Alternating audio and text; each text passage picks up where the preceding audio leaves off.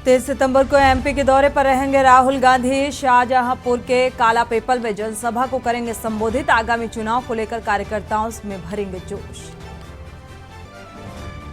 इम्फाल में बढ़ी हिंसा, आज सुबह स्थिति काफी हद तक शांत। तनाव के बीच कर्फ्यू में दी गई ढील।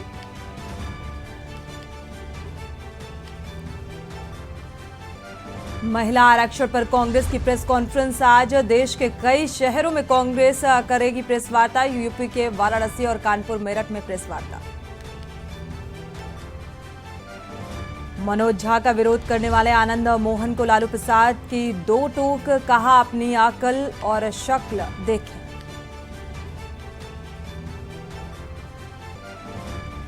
खालिस्तानी आतंकी गुरपतवंत पन्नू के खिलाफ गुजरात में एफआईआर। भारत पाकिस्तान के मैच के पहले धमकी देने का है मामला।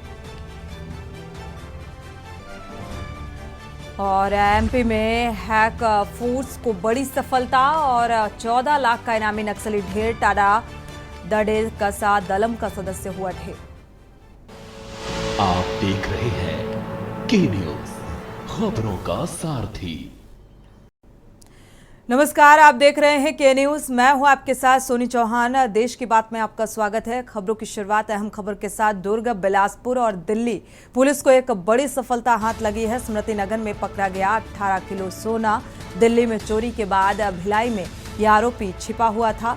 निशानदेही पर आरोपी लोकेश श्रीवास्तव को गिरफ्तार किया गया है और 15 करोड़ के सोने को पुलिस ने जब्त कर लिया है। तो स्मृति नगर चौकी क्षेत्र का यह पूरा मामला बताया जा रहा है।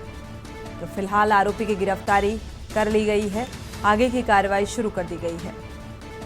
दिल्ली में चोरी के बाद भिलाई में ये आरोपी छिपा हुआ था। चोरी की घटनाओं को अंजाम दे रहा था। निशानदेही पर आरोपी लोकेश श्रीवास्तव इसका नाम बताया जा रहा है, जिसकी गिरफ्तारी की गई है। तो लगभग 15 करोड़ के सोने को पुलिस ने जब्त किया है इसके पास से।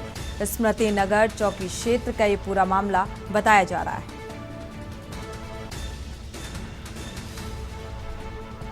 तो दुर्ग और बिलासपुर को लेकर एक बड़ी सफलता के तौर पर इसे देखा जा रहा है। 18 किलो सोना भी पकड़ा गया है।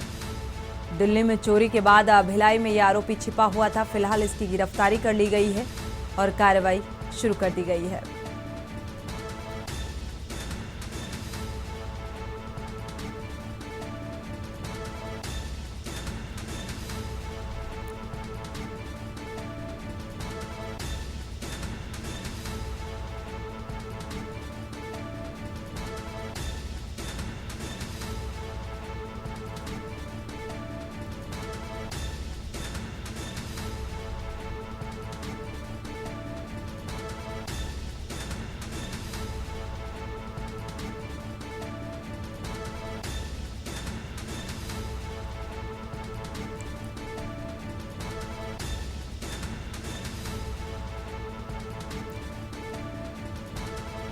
तो निशानदेही पर आरोपी को लोकेश श्रीवास्तव की गिरफ्तारी हो चुकी है। दिल्ली में चोरी के बाद भिलाई में ये छिपा हुआ था। फिलहाल निशानदेही के आधार पर गिरफ्तारी की गई है। रवि सोनकर इसी खबर पर संवाददाता जुड़े हुए हैं ज्यादा जानकारी के साथ। क्या अपडेट है इस मामले को लेकर? पूछताछ में कुछ निकलकर सामने आ पाया जिस तरीके से पुलिस ने ये गिरफ्तारी की है? जी सोनी, मैं आपको बता दूं कि थाना जंगपुरा दिल्ली की टीम यहाँ पर 24-25 सितंबर की दरमियान रात्रि दिल्ली में चोरी हुई थी, जिसका एफआईआर थाना जंगपुरा में दर्ज कराया गया था। सोनी, आपको बता दूं कि लगभग 18 किलो 500 ग्राम सोना की एफआईआर दर्ज कराई गई थी, जिसके बाद में दिल्ली पुलिस तत्काल संज्ञान में लेकर काफी सरगर्मी से आरोपी की पतासाजी करी थी, जिस पर आरोपी के भिलाई के कोका स्मृति नगर चौकी स्थित क्षेत्र के एक मकान में रहने की सूचना मिली। इसके पश्चात यहाँ पर दिल्ली पुलिस की टीम यहाँ पर पहुंची और यहाँ पर दुर्ग पुलिस के बिल्कुल संयुक्त रवि, जिस तरीके से गिरफ्तारी हुई है और साथ ही ये शख्स केवल अकेले ही इस अपराध को अंजाम नहीं दे रहा होगा, चोरी की वारदात को जिस तरीके से अंजाम दे रहा था, 18 केजी जो सोना है, 18 किलो 500 ग्राम आप बता रहे हैं कि जब्त किया है पुलिस ने, तो क्या और भी जो साथी हैं उनकी गिरफ्तारी के लिए धरपकड़ जारी है? क्या और लोगों की भी सूचना कुछ मिल सकी, सामने आ सकी? जी सोनी, आपको मैं बता दूं कि बिलासपुर पुलिस ने कल उसके दूसरे साथी जिसका नाम शिवा चंद्रवंशी बताया जा रहा है, कवर्धा के एक ज्वेलरी शॉप से 23 लाख का माल के साथ उसको पकड़ा था, जहां पे इसने चोरी किया हुआ था, जो कि कल पुलिस की कस्टडी से खिड़की से कूदकर भाग गया था। जी। इसके ही कहीं ना कहीं जो चोरी की जो वारदातें जो सामने आ रही है, उसको लेकर ही कल दिल्ली पुलिस की टीम और बिलासपुर पुलिस की टीम और दुर्ग पुलिस की टीम ने संयुक्त कार्रवाई करते हुए जो मुख्य आरोपी है, जिसका नाम लोकेश बताया जा रहा है, इसको लोकेश श्रीवास बताया जा रहा है, इसको यहाँ पे कोहका स्मृति नगर चौकी क्षेत्र से इसको एक मकान से पकड़ा, जिसके पास से लगभग 18 किलो 500 ग्राम। क्या पूछताछ में और कुछ निकलकर सामने आ पाया? एक बार क्षमा कीजिएगा, एक बार फिर से रवि, लोकेश श्रीवास्तव की गिरफ्तारी हुई है, जो कि मुख्य आरोपी था इस चोरी की वारदात को अंजाम दे रहा था, जिसके पास से सोना भी जब्त किया पुलिस ने। पूछताछ में क्या कुछ और निकलकर सामने आ पाया? सोनी, इससे पहले पूर्व में भी भिलाई के विभिन्न थाना क्षेत्रों में इसके खिलाफ अपराध पंजीबद्ध था और ये पूर्व में भी इसकी गिरफ्तारी दुर्ग पुलिस द्वारा की जा चुकी है। वहीं जैसा दिल्ली पुलिस ने जिस तरीके से सूचना मिलते ही दुर्ग पुलिस से संपर्क किया, तो दुर्ग पुलिस के लिए काफी आसानी से इसको ढूंढने के लिए लगातार मुखबिरों को लगाया गया था, जिस पर मुखबिरों की निशानदेही पर यह कार्रवाई की गई। शुक्रिया इस तमाम जानकारी को साझा करने के लिए। तो निशानदेही के आधार पर इस मुख्य आरोपी लोकेश श्रीवास्तव की गिरफ्तारी कर ली गई है। करीब 15 करोड़ के सोने को पुलिस ने जब्त किया है, जो करीब बताया जा रहा है कि 18 किलोग्राम सोना जब्त किया गया है इसके पास से। बढ़ते आगे, रुक करते हैं अगली खबर का। लोकसभा चुनाव की तैयारी में यूपी बीजेपी महिलाओं को टिकट देने की तैयारी में है। तो बीजेपी 20 से 30% तक टिकट देने की तैयारी की जा रही है। बीजेपी की जो रणनीति सामने आ रही है, नारी शक्ति वंदन लागू होने के बाद बीजेपी की तैयारी है कि 20 से 30% महिलाओं को टिकट दिया जाएगा। तो इसके बाद कट सकते हैं कई मौजूदा सांसदों के भी टिकट। 2019 के लोकसभा चुनाव में बीजेपी और एनडीए ने टिकट दिया था। बीजेपी और एनडीए ने 80 में से 11 महिलाओं को टिकट दिया था। तो एक बार फिर से यही रणनीति दोहराती हुई नजर आ रही है। करीब 13.75% महिलाओं को बीजेपी ने टिकट दिए थे और यूपी में 66 में से 9 महिला सांसद हैं। एनडीए की 8 बीजेपी और एक अपना दल की हैं महिला सांसद। जातीय समीकरण के आधार पर अब साधने की कोशिश की जा रही है। तो महिलाओं को प्राथमिकता जातीय समीकरण के आधार पर दी जाएगी। कमजोर सीटों पर महिला प्रत्याशी उतारी जा सकती हैं। तो महिलाओं को टिकट देने का जो फॉर्मूला होगा वो अब लागू किया जाएगा और फॉर्मूला लागू होने पर बढ़ेगी पत्नी और बेटी के लिए टिकट की मांग। भारतीय जनता पार्टी का यह मानना है कि देश की जो आधी आबादी है, जो नारी शक्ति है, वो विभिन्न क्षेत्रों में बहुत बेहतर नेतृत्व अनादिकाल से देती आई है और उसका समाज के विभिन्न क्षेत्रों में उसका प्रतिनिधित्व, उसका नेतृत्व समाज को मिलना चाहिए। और यही कारण है कि देश के यशस्वी प्रधानमंत्री के नेतृत्व में भारतीय जनता पार्टी ने विधानसभा और लोकसभा चुनाव के लिए महिलाओं को 33% आरक्षण दिए जाने का विधेयक भी पारित कराया। जहां तक सवाल है 2024 लोकसभा चुनाव का, तो भारतीय जनता पार्टी जो वादा करती है उसको करती है। निश्चित रूप से नारी शक्ति वंदना का अगर हम भारतीय जनता पार्टी विधेयक लाई है तो नारी शक्ति को बेहतर और उनको सम्मानजनक स्थान लोकसभा चुनाव में टिकटों में भी दिया जाए। बढ़ते आगे, लखनऊ से आपको अहम खबर बता दें, सपा कार्यालय पहुंचे शिवपाल यादव। 2024 लोकसभा चुनाव को लेकर शिवपाल यादव पहुंचे हैं। चुनावी बिसात बिछाने की तैयारी में शिवपाल यादव। तो शिवपाल यादव और अखिलेश यादव की अहम मुलाकात मानी जा रही है और मुलाकात के दौरान कई अहम मुद्दों को लेकर चर्चा भी हो सकती है। पार्टी कार्यालय में समाजवादी पार्टी के बड़े चेहरे भी मौजूद हैं। एमपी में चुनाव प्रचार से वापसी की है अखिलेश यादव ने और चुनावी मंथन, इंडिया गठबंधन के साथ सीटों की शेयरिंग पर भी चर्चा हो सकती है इस बैठक के दौरान। इस मुलाकात के दौरान फिलहाल आपको बता दें कि सीट शेयरिंग को लेकर चर्चा हो सकती है।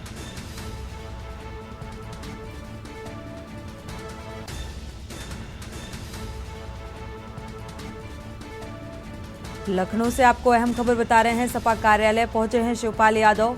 अखिलेश यादव से मुलाकात हो सकती है 2024 लोकसभा चुनाव के लिहाज से।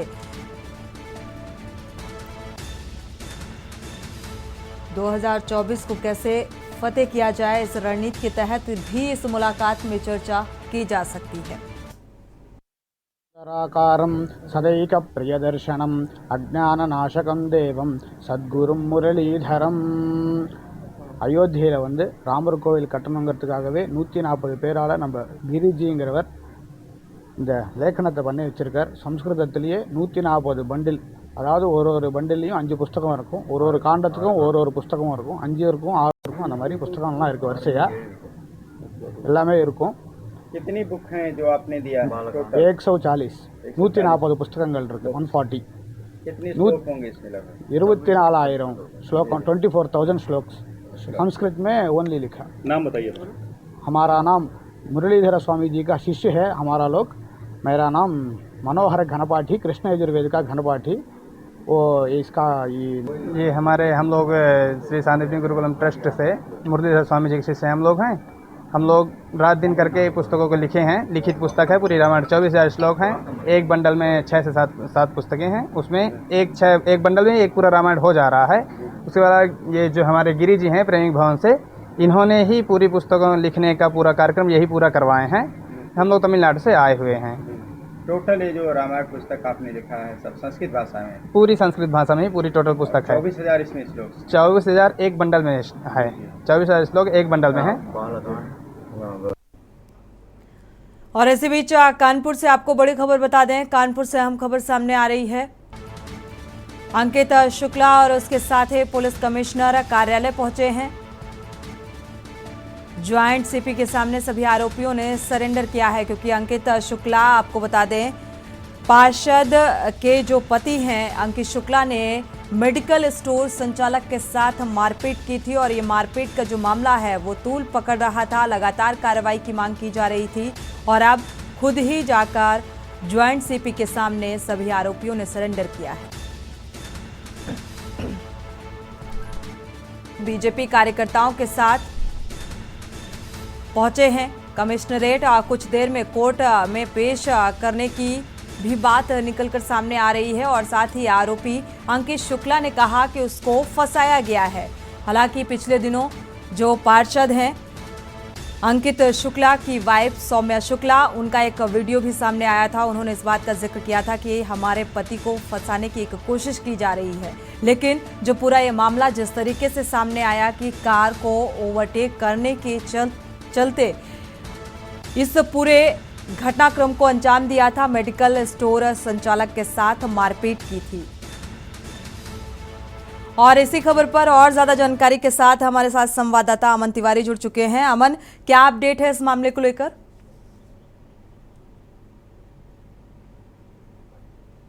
अमन, आपको आवाज मिल पा रही है?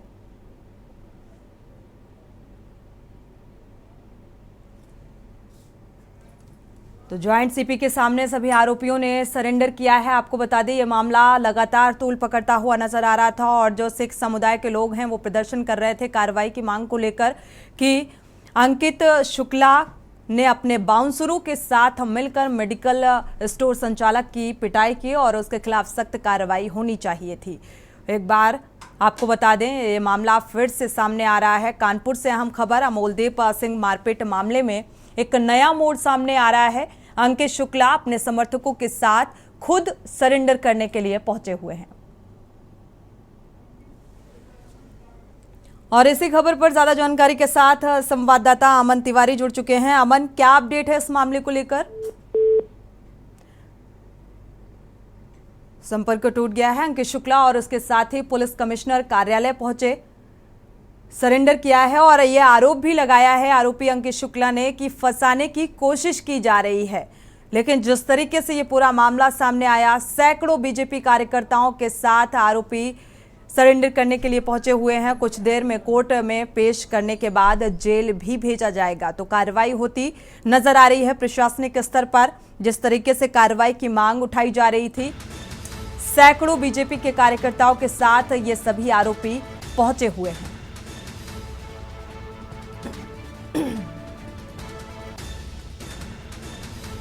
तो कार को ओवरटेक करने का ये पूरा मामला, और इसी के चलते मेडिकल स्टोर संचालक के साथ मारपीट की थी अंकित शुक्ला ने। 5 आरोपियों ने पुलिस कमिश्नर कार्यालय में सरेंडर किया है। लेकिन लगातार ये बात निकलकर सामने आ रही है, पार्षद सौम्या शुक्ला जो कि अंकित शुक्ला की पत्नी है, उनका भी ये आरोप कि फंसाने की कोशिश की गई है।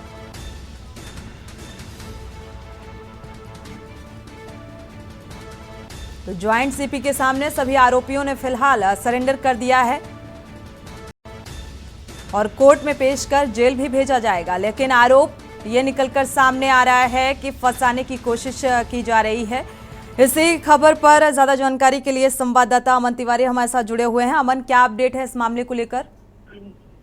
जी बिल्कुल, सबसे पहले आपको बता दें, बीती 23 सितंबर को रायपुरवा थाना क्षेत्र के अफीम कोटी चौराहे के पास जिस तरह का विवाद हुआ, जो आरोप अमोलदीप भाटिया लगाया था, उनका साफ तौर पर कहना था कि वो पत्नी के साथ डिनर करके अपने घर जा रहे थे। लेकिन पीछे जो है बीजेपी पार्षद सौम्या शुक्ला के पति अंकित शुक्ला अपने कई साथियों के साथ कार में मौजूद थे, लगातार स्कूटर बजा रहे थे।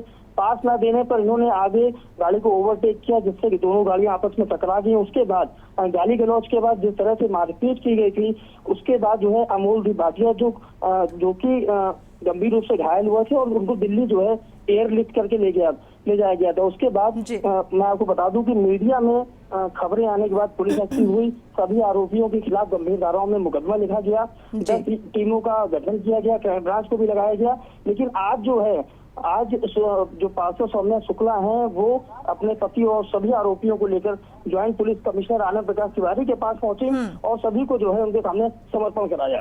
अमन, लगातार ये बात निकलकर सामने आ रही थी सौम्या शुक्ला की तरफ से भी कि ये फंसाने की एक साजिश है, फंसाया जा रहा है, और आज अंकित शुक्ला का भी ये आरोप निकलकर सामने आया है कि फंसाने की कोशिश की जा रही है। जी बिल्कुल, एक सीधा सा मामला है। मैं आपको बता दूं, जिस तरह से मारपीट हुई थी उसमें जो चोटें आई थी वो जानलेवा चोटें थी। अमोलदीप सिंह जो है, उनकी आंखों का ऑपरेशन किया जा चुका है, एक आंख उनकी जा चुकी है। तो लेकिन जो साक्ष्य पार्षद पति के खिलाफ थे वो पूरी तरह से पुलिस ने अपने कब्जे में ले लिए थे। सारे साक्ष्यों को जुटाया गया था। जो सीसीटीवी फुटेज जेटी रोड पर लगे थे उनको खंगाला गया था, उनसे भी जो फुटेज है वो निकलकर सामने आए थे। तो जो साक्ष्य थे वो पूरी तरह से पार्षद पति के खिलाफ थे। इसीलिए पुलिस जो है बैकफुट पर नहीं थी। आपको यही बता दें कि 2 दिन पहले बीजेपी के सैकड़ों हजारों कार्यकर्ता जो है पुलिस कमिश्नर ऑफिस पहुंचे थे और पुलिस पर दबाव बनाने का प्रयास किया था। लेकिन पुलिस के पास पर्याप्त साक्ष्य थे, इसलिए पुलिस बैकफुट पर नहीं हुई और पुलिस का कहीं ना कहीं एक दबाव था, जिसकी वजह से आज आरोपियों ने सरेंडर किया है। वही एक बात आपको और बता दें कि 10 टीमों का गठन किया गया था, क्राइम ब्रांच को भी इस पूरे मामले में लगाया गया था। सबसे बड़ा सवाल जो खड़ा होता है कि इतने दिनों तक ये आरोपी कहाँ छुपे रहे और पुलिस उनको पकड़ नहीं पाई। बिल्कुल अमन, कितने लोग हैं जिन्होंने सरेंडर किया है अंकित शुक्ला के अलावा? क्योंकि बाउंसर के अलावा क्या और भी लोग शामिल थे, समर्थक थे? जी बिल्कुल, बड़ा सवाल है। मैं आपको बता दूं, पार्षद सौम्या शुक्ला अपने पति अंकित शुक्ला के साथ आ रही थी, लेकिन गाड़ी में जो अंकित के जो समर्थक हैं, जो साथी हैं, वो करीब 5 लोग थे। तो पुलिस की जांच के बाद पहले जो मुकदमा लिखा गया था वो अज्ञात में लिखा गया था, लेकिन जब पुलिस को सारे साक्ष्य मिल गए और उनको नाम पता चले, पूछताछ के बाद राहगीरों से भी बात की गई, तो जो नाम निकल कर सामने आया है वो अंकित शुक्ला समेत उनके जो 5 साथी हैं उनको जो है नामजद किया गया। लेकिन आज सभी आरोपियों ने कोर्ट में सरेंडर कर दिया है। जी शुक्रिया इस तमाम जानकारी को साझा करने के लिए। तो फिलहाल आरोप जरूर लगाए जा रहे हैं कि फंसाने की कोशिश की जा रही है, लेकिन साक्ष्य के आधार पर यह कार्रवाई होती नजर आ रही है प्रशासनिक स्तर पर। और अब ये जो आरोपी हैं इन्होंने सरेंडर कर दिया है, कोर्ट में पेश किया जाएगा आगे की कार्रवाई और इसके बाद जेल भी भेजा जाएगा। तो प्रशासनिक स्तर पर एक दबाव बनाने की भी कोशिश की गई, क्योंकि कई बीजेपी समर्थकों और कार्यकर्ताओं के साथ पहुंचे हुए थे, एक दबाव बनाने की कोशिश की जा रही थी पार्षद की तरफ से। लेकिन जिस तरीके से इस घटना सामने आई और जो सिख समुदाय के लोग थे वो प्रदर्शन कर रहे थे कार्रवाई की मांग को लेकर, क्योंकि इस तरीके से मारपीट की गई थी जिसमें एक आंख भी डैमेज हुई थी मेडिकल स्टोर संचालक की। अब इसमें प्रशासनिक कार्रवाई होती हुई नजर आ रही है। खुद अंकित शुक्ला ने अपने समर्थकों के साथ सरेंडर कर दिया है। बढ़ते आगे, रुक करते हैं अगली खबर का। अयोध्या से बड़ी खबर, तमिलनाडु से आई हस्तलिखित वाल्मीकि रामायण संस्कृत भाषा में लिखी गई है। हस्तलिखित वाल्मीकि रामायण तमिलनाडु से आया राम भक्तों ने सौंपी ये रामायण और कार्यसेवकपुरम के साथ प्रभारी भूपेंद्र सिंह को ये सौंपा गया है। 140 लोगों ने मिलकर रामायण को संस्कृत भाषा में लिखा। राम मंदिर का उद्घाटन होने पर वाल्मीकि रामायण रखी जाएगी। पूजन में रामायण का संस्कृत भाषा में डेली वाचन किया जाएगा।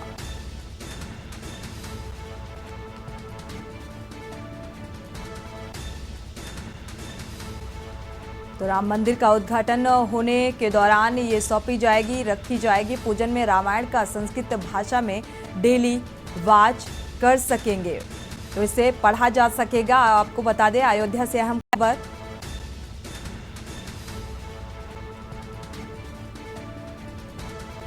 जो वाचक हैं वो इसे अब पढ़ सकेंगे, क्योंकि तमिलनाडु से आए राम भक्तों ने अब ये रामायण सौंप दी है। कार्यसेवकपुरम के साथ प्रभारी भूपेंद्र जी को ये सौंपा गया है।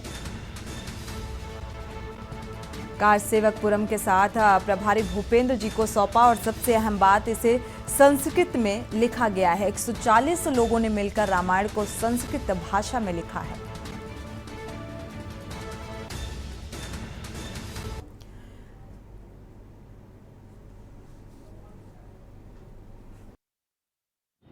नहीं, मामला संज्ञान में है, महिला अस्पताल का है। जो पोस्ट आप महिलाएं हैं, ऑपरेशन के बाद महिलाएं रहती हैं, उनको रूटीन के तौर पे एंटीबायोटिक्स वगैरह के इंजेक्शन लगते रहते हैं। उसी वक्त है एक छोटे से ब्रेक का, लौटेंगे चल। ब्रेक से वापस आ रहे हैं, रुक करते हैं खबरों का। रायबरेली से अहम खबर, गर्भवती महिलाओं की बिगड़ी हालत। इंजेक्शन लगने के बाद महिलाओं की बिगड़ी हालत। आधा दर्जन से अधिक गर्भवती महिलाओं की हालत बिगड़ती हुई नजर आ रही है। जिला महिला चिकित्सालय में इंजेक्शन लगाया गया था और हालत बिगड़ने के बाद अस्पताल प्रशासन के हाथ पांव फूले हैं। आनन फानन में सभी महिलाओं को एडमिट किया गया। डॉक्टर्स की टीम की निगरानी में इलाज जारी है। आपको बता दें इलाज किया जा रहा है। रूटीन इंजेक्शन लगने से ये हालत खराब हुई। सीएमओ ने कहा कि मामले पर कार्रवाई की जा रही है, तो जांच की जा रही है। इस पूरे मामले को लेकर शहर के जिला महिला चिकित्सालय का ये मामला बताया जा रहा है।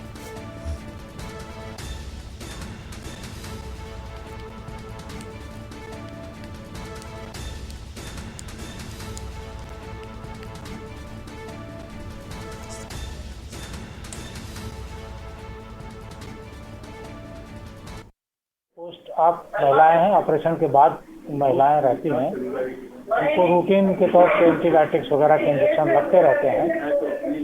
उसी में से कुछ महिलाओं को थोड़ा सा अनईजी सा फील हुआ इंजेक्शन लगने के बाद। तो लोग घबरा गए, परिजन घबरा गए। तुरंत डॉक्टरों की टीम वहाँ पहुँच गई। सबने देखा कोई ऐसी बात नहीं है, सभी सामान्य हैं, सभी नॉर्मल हैं, सब ठीक। इसी बीच लखनऊ से खबर, निर्माणाधीन अंतरिक्ष अपार्टमेंट दुर्घटना का यह मामला सामने आ रहा है। घायलों के उपचार की व्यवस्था का जायजा लेने पहुंचे हैं DM Suryapal Gangwar apex trauma centre पहुंचे और हादसे में 2 लोगों की मौत हो गई है। आपको बता दें मौत के मामले को लेकर पहुंचे हुए हैं। 4 लोगों को उपचार के बाद डिस्चार्ज किया गया। एक व्यक्ति का उपचार अभी भी जारी है।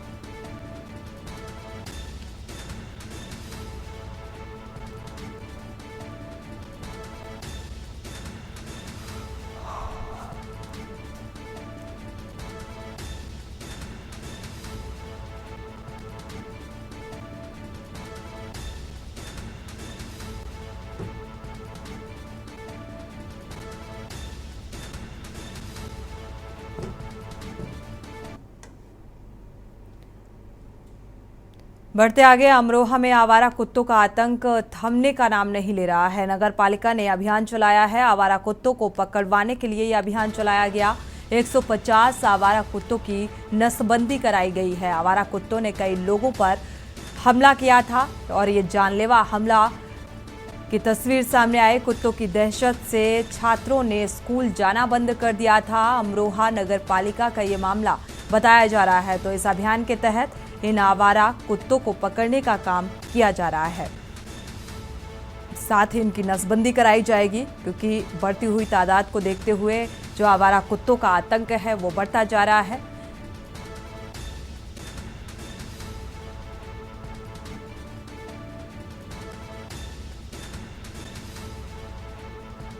जैसा कि आप जानते हैं कि शासन के द्वारा भी और स्वयं पे जो है हमारे माननीय जिलाधिकारी महोदय द्वारा इस बात पे चिंता व्यक्त की गई है कि जो हमारे डॉग हैं, स्ट्रीट डॉग हैं, उनकी संख्या को कैसे रोका जा सके।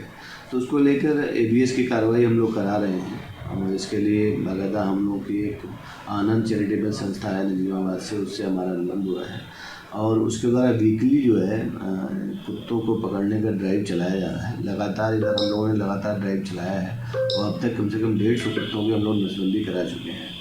प्रॉब्लम जो है वो लोगों तक ये बात पहुंच नहीं पा रही कि जो नियम है, चाहे एनिमल वेलफेयर सोसाइटी का एक्ट हो, चाहे हमारा स्ट्रीट डॉग जो हमारा नगर विकास द्वारा भी जारी किया गया है जियो, और या माननीय उच्चतम न्यायालय का आदेश हो, उसमें स्पष्ट कहा गया है कि सबसे पहले हमें उन स्ट्रीट डॉग को चिन्हित करना है जिनमें संक्रमण की बीमारी है।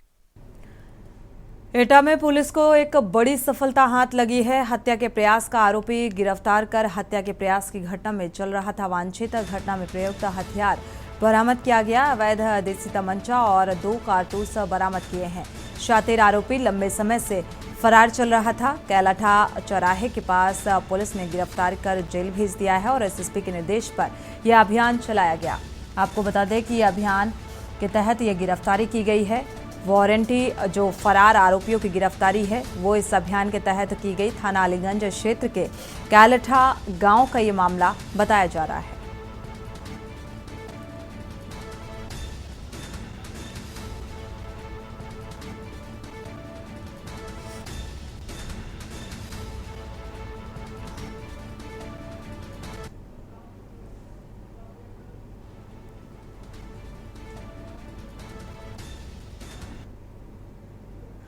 और इसी बीच बलरामपुर से बड़ी खबर आपको बता दें, गोंडा में भूमाफियाओं के हौसले बुलंद हैं।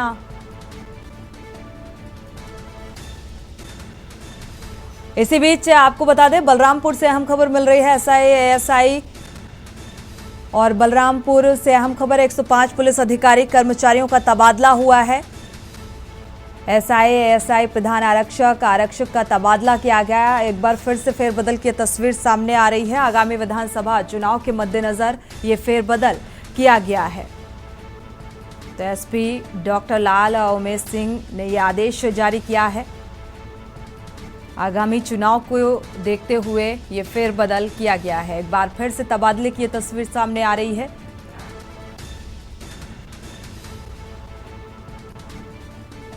SI के तबादले किए गए हैं। आगामी विधानसभा चुनाव से पहले SP डॉक्टर लाल उमेश सिंह ने ये जानकारी, ये आदेश दिए हैं।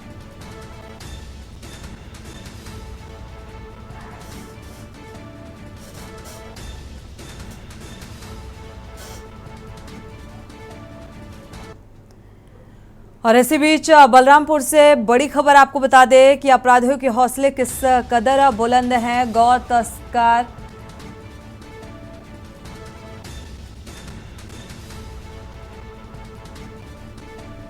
तो गौ तस्करी का ये मामला सामने आ रहा है। आरोपियों के कब्जे से 8 मवेशी जब्त किए गए हैं। दूसरे राज्य ले जाकर मवेशी बेचने की तैयारी की थी। आरोपियों के कब्जे से 8 मवेशी फिलहाल जब्त किए गए हैं।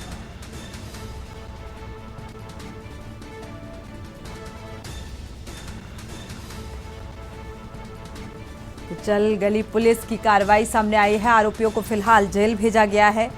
बलरामपुर पुलिस अधीक्षक ने इस मामले की पुष्टि की है। बलरामपुर से अहम खबर आपको बता रहे हैं। गौ तस्करी मामले में बड़ी कार्रवाई सामने आई है। गौ तस्करी करते हुए 2 आरोपियों को पुलिस ने गिरफ्तार किया है। आरोपियों के कब्जे से फिलहाल 8 मवेशी जब्त किए गए हैं। दूसरे राज्य में ले जाकर ये बेचने का काम करते थे, तैयारी कर रहे थे बेचने की, लेकिन उससे पहले गिरफ्तारी कर ली गई और आरोपियों के कब्जे से 8 मवेशियों को छुड़ाया गया।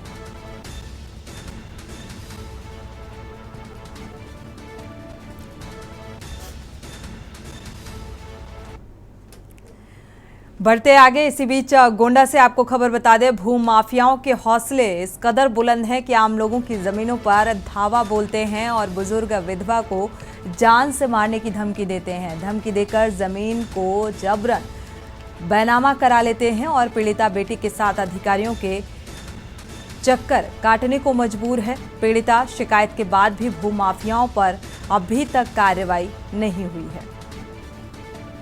तो बुजुर्ग विधवा को जान से मारने की धमकी देकर जमीन का बैनामा कराया गया। तो एक बार फिर से भू माफियाओं की दबंगई की ये तस्वीर सामने आ रही है। पीड़िता बेटे के साथ अधिकारियों के चक्कर लगा रही है, लेकिन अभी भी प्रशासनिक स्तर पर कोई कार्रवाई होती नजर नहीं आ रही। मुझे एक विधवा के न्याय दिलाइए।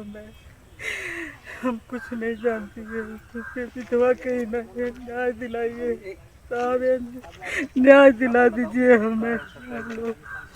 मैंने अकेले बहुत लड़ा, मुझे न्याय चाहिए, मुझे न्याय चाहिए और कुछ नहीं चाहिए। फिर मेरी लड़का था, मैं डर गया था, मेरा पति की जल्दी मौत हुई थी, हम सगमा बर्दाश्त नहीं कर पाए थे, तो मैं डर गई थी मेरा बच्चा भी नहीं रहेगा तो मैं धन लेके क्या करूंगी। बढ़ते आगे, रुक करते हैं अगली खबर का। अगली खबर सीतापुर से है। छेड़छाड़ का विरोध करना भारी पड़ा। एक महिला की बेटी संग बदमाशों ने छेड़छाड़ की है। दिव्यांग पति सहित पूरे परिवार को पीटा गया। मारपीट में परिवार के 4 लोग घायल हुए। तहरीर के आधार पर मामले की जांच में पुलिस जुटी हुई है। तो थाना कमलापुर क्षेत्र का ये पूरा मामला बताया जा रहा है। छेड़छाड़ की ये तस्वीर सामने आ रही है। मारपीट में परिवार के 4 लोग जख्मी। दिव्यांग पति सहित पूरे परिवार को पीटा गया।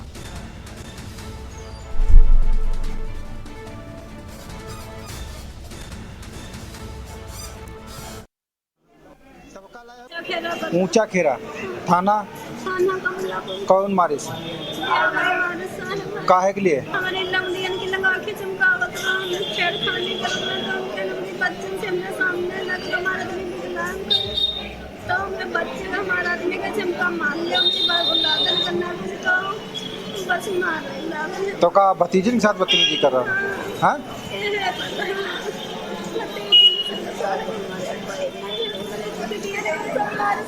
कई लोगों घर में चोट लगी। हाँ? सब कई। बढ़ते आगे, मेरठ से आपको खबर बता दें, बीच सड़क पर हुई मजनू की धुनाई। महिला का वीडियो बनाने का मजनू पर आरोप लगा है। महिला और उसके परिजनों ने जमकर मजनू को पिटाई की और मजनू की पिटाई का वीडियो अब वायरल हो रहा है। कंकर खेड़ा क्षेत्र के रोहटा रोड की एक घटना सामने आ रही है, जहां पर एक मनचले की पिटाई की गई है। महिला और उसके परिजनों ने जमकर उसकी धुनाई की।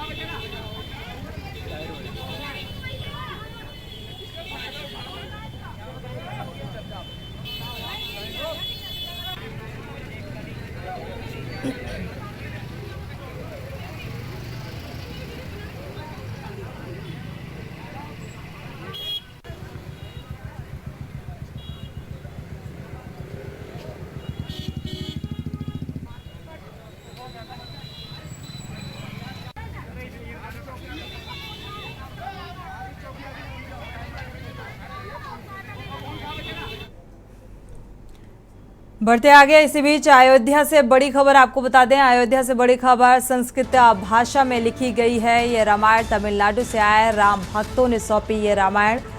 और अयोध्या से अहम खबर आपको बता रहे हैं, तमिलनाडु से आई हस्तलिखित वाल्मीकि रामायण। तो संस्कृत भाषा में लिखी गई है ये हस्तलिखित वाल्मीकि रामायण। तमिलनाडु से आए राम भक्तों ने ये रामायण सौंप दी है। तो कार सेवक पुरम के साथ प्रभारी भूपेंद्र जी को सौंप दिया गया, ताकि कार सेवक पुरम के साथ प्रभारी को सौंपा गया है, ताकि वाचक 140 लोगों ने मिलकर रामायण को संस्कृत में लिखा है।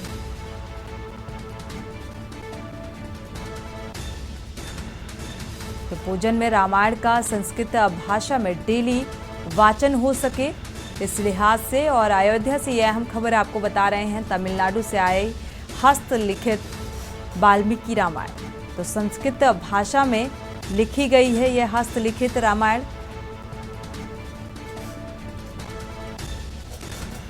तो तमिलनाडु से आए राम भक्तों ने इसे सौंप दिया है। कार सेवक पुरम के साथ प्रभारी भूपेंद्र जी को सौंपी गई है, ताकि इसका वाचन किया जा सके।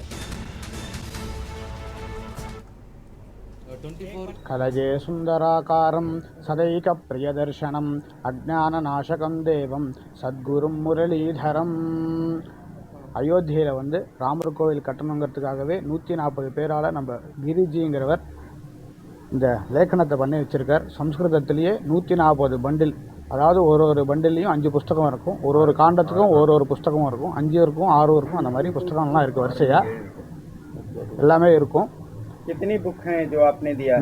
140 140 पुस्तकங்கள் இருக்கு. 140 कितने श्लोक होंगे इसमें? लगभग 24,000 श्लोक, 24,000 श्लोक संस्कृत में ओनली लिखा। नाम बताइए। हमारा नाम मुरलीधर स्वामी जी का शिष्य है हमारा लोग।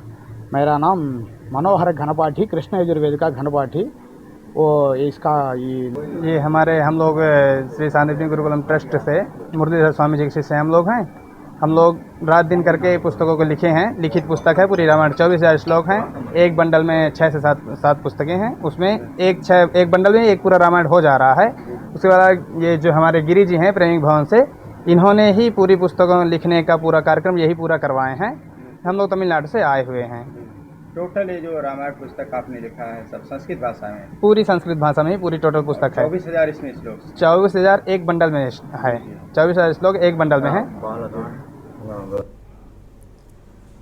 बढ़ते आगे रुख करते हैं अगली खबर का। होशियारपुर से आपको खबर बता दें, होशियारपुर से 15 किलोमीटर दूर मेघोवाल गांजिया में अकाली नेता और 2 बार के सरपंच सुरजीत सिंह अंखी की देर शाम गोली मारकर हत्या कर दी गई। यह घटना उनके गांव में देर शाम घटी। प्राप्त जानकारी के अनुसार मोटरसाइकिल सवार 2 अज्ञात लोगों ने उन पर घात लगाकर हमला किया और उनके शरीर में 3 गोलियां मारी गई। उन्हें एक निजी अस्पताल लाया गया, जहां उन्हें मृत घोषित कर दिया गया। 2 बार गांव के सरपंच रहे और अब उनकी पत्नी गांव की सरपंच है।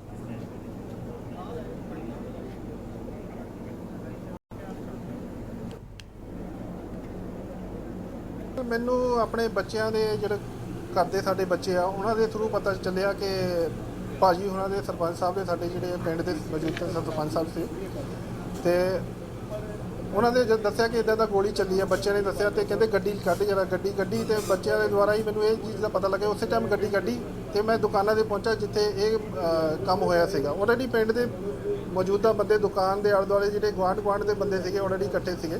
ਬਾਕੀ ਜਿਹੜੇ ਦੁਕਾਨਦਾਰ ਸੀਗੇ ਉਹ ਉੱਥੇ ਵੀ ਮੌਜੂਦ ਸੀ ਤੇ 2 ਪੁਲਿਸ ਵਾਲੇ ਵੀ ਮੌਜੂਦ ਸੀ ਉਸ ਟਾਈਮ ਤੇ।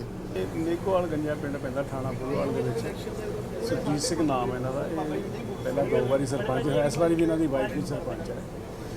ਔਰ ਇਹ ਆਪਣੇ ਘਰ ਸੀਗੇ। ਘਰ ਤੋਂ ਬਾਅਦ ਇਹ ਬਾਹਰ ਦੁਕਾਨ 'ਤੇ ਜਿੱਦਾਂ ਆਮ ਪਿੰਡਾਂ ਦੇ ਵਿੱਚ ਬੈਠਦੇ ਆ ਇਕੱਠੇ ਹੋ ਕੇ, ਮੈਂਬਰ ਪੰਚਾਇਤ ਸੀ ਨਾਲ ਮੋਹਨ ਸਿੰਘ, ਉਹਨਾਂ ਨਾਲ ਬੈਠ ਕੇ ਗੱਪਸ਼ਪ ਮਾਰੇ। ਸ਼ਾਮ 7 ਵਜੇ ਦੀ ਗੱਲ ਹੈ। ਉਸ ਤੋਂ ਬਾਅਦ 2 ਅਣਪਛਾਤੇ ਲੜਕੇ ਆਏ, ਆਦਮੀ 30-40 ਸਾਲ ਦੀ ਉਮਰ ਦੇ ਦੱਸਦੇ ਆ।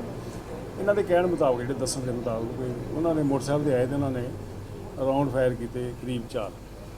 ਔਰ ਜਿਹੜੇ ਇਹਨਾਂ ਦੇ ਲੱਗੇ ਆ ਸਰਪੰਚ ਸਾਹਿਬ ਦੇ, ਇਹਨਾਂ ਨੂੰ ਫਿਰ ਉੱਥੇ ਜਾ ਕੇ ਜਿਹੜੇ ਆਪਣੇ ਇਹਨਾਂ ਦੇ ਸੀਗੇ ਪਿੰਡ ਦੇ ਵਾਸੀ, ਉਹਨਾਂ ਨੇ ਪਹਿਲਾਂ ਇਹਨਾਂ ਨੂੰ ਸਿਵਲ ਹਸਪਤਾਲ ਲਿਆਂਦਾ ਔਰ ਉਸ ਤੋਂ ਬਾਅਦ ਇੱਥੇ IVY ਹਸਪੀਟਲ ਲਿਆਏ, ਜਿੱਥੇ ਇਹਨਾਂ ਦੀ ਡੈਥ ਹੋਈ।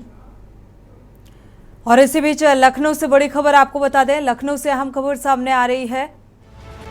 राजधानी में आज डॉक्टरों की टेक्निकल कॉन्फ्रेंस थी। लखनऊ से आपको खबर बता रहे हैं, सीएमओ लखनऊ ने जांच के लिए स्वास्थ्य विभाग की एक टीम भेजी है, क्योंकि नगर निगम और एफएसडीए की टीम को भेजा गया है जांच के लिए। एफएसडीए रिपोर्ट के बाद हो सकती है होटल में कार्रवाई। दरअसल प्रेस कॉन्फ्रेंस थी होटल में, और होटल में खाना खाने की वजह से इन डॉक्टर्स की करीब 25 डॉक्टर्स की तबीयत खराब हो गई। गोल्डन ट्यूलिप होटल है जो नाम सामने आ रहा है, और इसमें खाना खाने की वजह से 25 डॉक्टर्स की तबीयत खराब हो गई, जिसकी वजह से अब जांच की जाएगी। सीएमओ लखनऊ ने जांच के लिए स्वास्थ्य विभाग की एक टीम भेजी है। जांच कराई जाएगी, उसके आधार पर आगे कार्रवाई की जाएगी।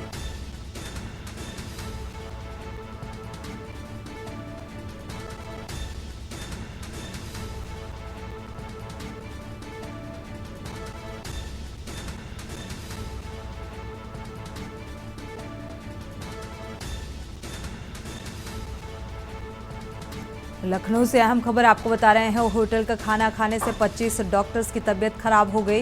गोल्डन ट्यूलिप होटल का खाना खाने से डॉक्टर बीमार पड़ गए, और इसी के चलते अब जांच होगी। सीएमओ ने एक टीम भेजी है। राजधानी में आज डॉक्टरों की टेक्निकल कॉन्फ्रेंस ऑर्गेनाइज थी इसी होटल में, और इसी दौरान खाने का भी प्रबंध किया गया था, और डॉक्टर्स ने खाना खाया और खाना खाते ही बीमार पड़ गए। हालांकि अब ये टीम जो है वो जांच पड़ताल करेगी, उसके आधार पे आगे की कार्रवाई की जाएगी। लखनऊ के हसनगंज में स्थित गोल्डन ट्यूलिप होटल में बीती रात डॉक्टरों की कॉन्फ्रेंस चल रही थी।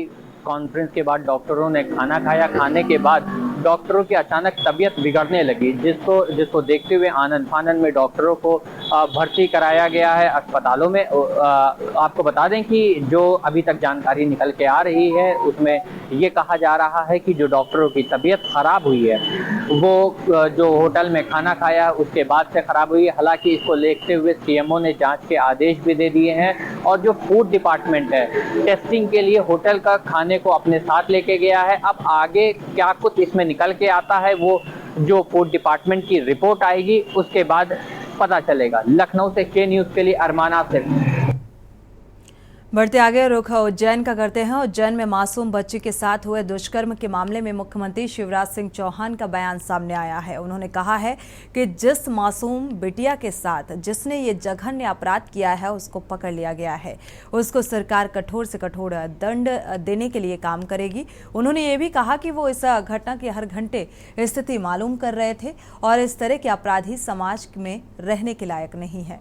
उन्होंने मध्य प्रदेश की आत्मा को घायल किया उसने, और बेटी मध्य प्रदेश की बेटी है, उसकी हर तरफ से हम चिंता करेंगे, लेकिन ऐसे अपराधी को कठोर से कठोर दंड मिले, इसमें कोई कसर नहीं छोड़ी जाएगी। उज्जैन में जिसने अच्छा जघन्य अपराध किया है मासूम बिटिया के साथ, वो अपराधी पकड़ा गया है। उज्जैन का ही है, भरत नाम है उसका। मैं लगातार हर घंटे स्थिति पता कर रहा था। इस तरह के अपराधी समाज में रहने के लायक नहीं है, काबिल नहीं है। उसने मध्य प्रदेश की आत्मा को घायल किया। बेटी मध्य प्रदेश की बेटी है, उसकी हर तरह से हम चिंता करेंगे। बढ़ते आगे, कांकेर जिले के कोयलीबेड़ा ब्लॉक अंतर्गत ग्राम पंचायत चाणक्यपुरी के उचित मूल्य की दुकान में संचालक पर ग्रामीणों ने मनमानी कर चावल घोटाले का आरोप लगाया है। आपको बता दें कि कलेक्टर ऑफिस पहुंचकर कांकेर कलेक्टर को ज्ञापन सौंपकर कार्रवाई की मांग की गई। ग्रामीणों ने बताया कि ग्राम पंचायत चाणक्यपुरी में राशन दुकान का संचालन जनहित स्वर्गीय सहायता समूह द्वारा किया जा रहा है और जिसमें पिछले साल केंद्र सरकार द्वारा मुफ्त में प्रति व्यक्ति 5 किलो चावल का वितरण अक्टूबर और नवंबर माह में वितरित किया गया। जनहित में सहायता समूह द्वारा अन्य 3 पंचायत में भी राशन दुकान का संचालन किया जाता है। लापरवाही बरती जाती है। ग्रामीणों ने कलेक्टर में जनहित समूह को परियोजना जो सदस्यता की है वो जांच कर कार्रवाई करने की मांग की गई है। ग्रामीणों ने मांगे पूरी न होने पर आंदोलन की चेतावनी भी दी है।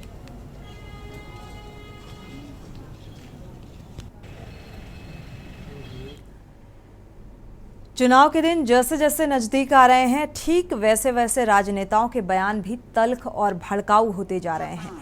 ताजा मामला कोरबा जिला का है, जहां पट्टा वितरण कार्यक्रम के शुभारंभ अवसर पर राजस्व मंत्री जयसिंह अग्रवाल पहुंचे हुए थे। उन्होंने सार्वजनिक मंच से विपक्ष का नाम लिए बगैर ही कह दिया कि कोई भी व्यक्ति तुमको बोले कि तुमको नहीं मिला, तुम्हारा नाम छूट गया, उसको लात मारकर भगा दो, बोलो भगो, यहाँ से तुम्हारी यहाँ कोई जरूरत नहीं। राजस्व मंत्री जयसिंह अग्रवाल के इस बयान के बाद एक बार फिर से राजनीति गर्मा गई है।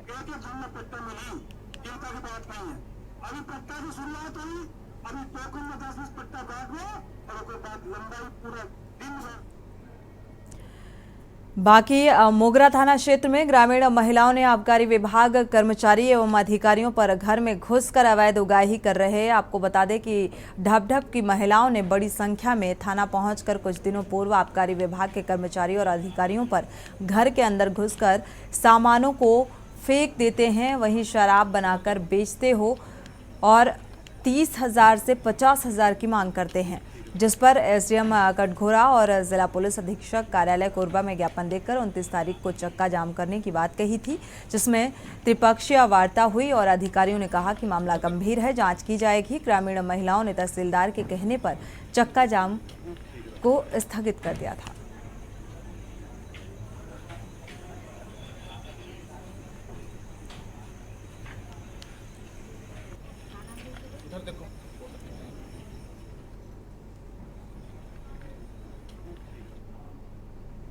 और इसी बीच पाकिस्तान से बड़ी खबर आपको बता दें, पाकिस्तान में बम धमाके में 52 लोगों की मौत की खबर सामने आ रही है। पाकिस्तान से अहम खबर आपको बता रहे हैं। बम धमाके की खबर, खुद को उड़ा डाला, 52 की मौत, 100 घायल बताए जा रहे हैं। तो ईद मिलाद उन नबी के मौके पर यह धमाका हुआ है। पाकिस्तान में बम धमाके में 52 लोगों की मौत की खबर सामने आ रही है।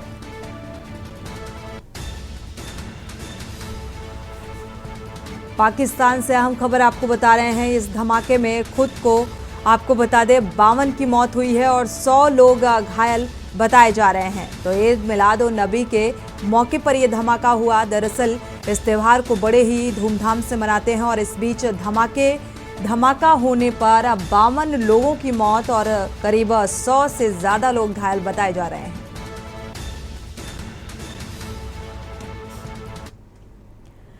बढ़ते आगे, फरीदाबाद बल्लभगढ़ के नवलू कॉलोनी स्थित मेट्रो ओयो होटल पर पुलिस टीम ने छापेमारी की। कार्रवाई करते हुए मौके से करीब 1 दर्जन युवक और युवतियों को हिरासत में लेकर आगामी कार्रवाई शुरू कर दी है। दरअसल पुलिस को सूचना मिली थी कि नवलू कॉलोनी के मेट्रो में ओयो होटल संचालक ने देह व्यापार का धंधा करता है और इसके आधार पर कार्रवाई करते हुए एसपी हेडक्वार्टर थाना शहर बल्लभगढ़, महिला थाना बल्लभगढ़ और क्राइम ब्रांच सेक्टर 56 की टीम मौके पर पहुंची और होटल पर छापेमार कार्रवाई करते हुए मौके से कुछ संदिग्ध सामान के साथ लगभग 1 दर्जन युवक और युवतियों को हिरासत में लेकर कार्रवाई शुरू कर दी है।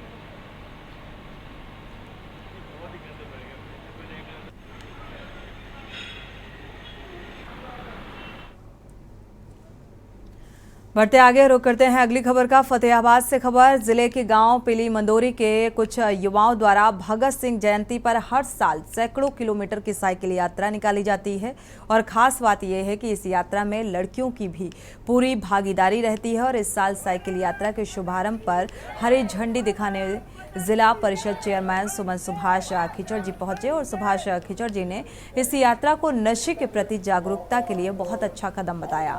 हमारे जीवन में नशे के दुष्परिणामों के बारे में बताया कि किस तरह से नशा युवाओं को बर्बाद कर रहा है। उन्होंने ये भी बताया कि नशे की बुरी लत की वजह से हर दिन हमारे 20-22 साल के जवान जो हैं वो बच्चे मौत के मुंह में जा रहे हैं, अपना जीवन बर्बाद कर रहे हैं। और आपको बता दें कि गांव में शहीद परिवार के परिजन, ग्राम पंचायत रिटायर्ड सूबेदार 80 वर्षीय मिश्री लाल, समाज सेवी, तमाम गणमान्य यहां पर मौजूद रहे।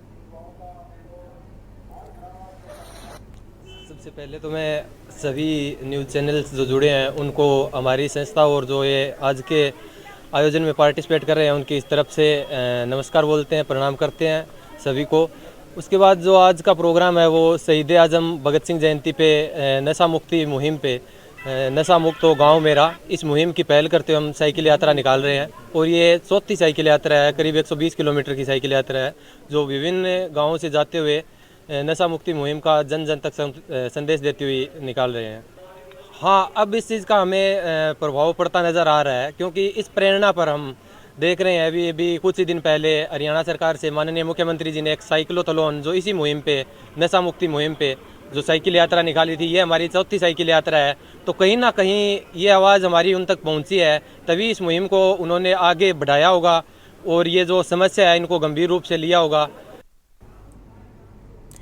इसी के साथ बुलेटिन में फिलहाल बस इतना ही। आगे खबरों के लिए आप देखते रहिए के न्यूज़ इंडिया।